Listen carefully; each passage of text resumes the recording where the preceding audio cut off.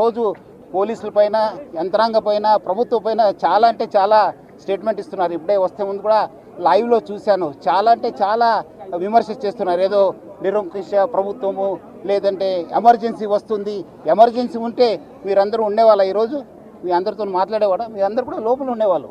So అది అర్థం చేసుకోవాలి.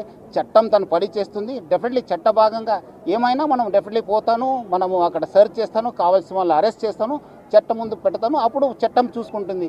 సో అందుకు ఎవరు కూడా మీరు విమర్శ చేయవచ్చు, కానీ వాళ్ళు చరిత్ర హాని చేయడం కానీ వాళ్ళపైన ఏం ఆధారం లేకుండా చేయడము చాలా బాధము. డెఫినెట్లీ చట్టం తన పని చేస్తుంది. రేపు నేను చెప్తున్నా, మీరు భాగస్వాములు అయితే అధికారులు మీరు బలవుతారు, గుర్తుపెట్టుకోండి. రిటైర్ అయిన వాళ్ళని ఏం చేయలేరు భవిష్యత్తులో బీఆర్ఎస్ వాళ్ళు అనుకుంటురేమో. దానికి కూడా మాకు రేవంత్ రెడ్డి గారే తోజు పెట్టిండు. రిటైర్ అయిన అధికారులను కూడా తీసుకొచ్చి 40 రోజులు జైల్లో పెట్టినాడు. కాబట్టి రిటైర్ అయిపోతాము, తప్పించుకుంటాము అనుకునే వాళ్ళకు కూడా నేను చెప్తా ఉన్నా, ఎవరు ఎక్కడికి పోలేరు.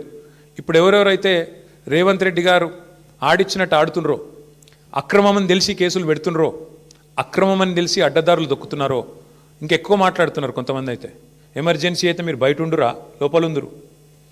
ఎవరు ఎక్కడుండాలో కాలం నిర్ణయిస్తుంది, ప్రజలు నిర్ణయిస్తారు. ఒళ్ళు దగ్గర పెట్టుకుని ఉంటే మంచిది.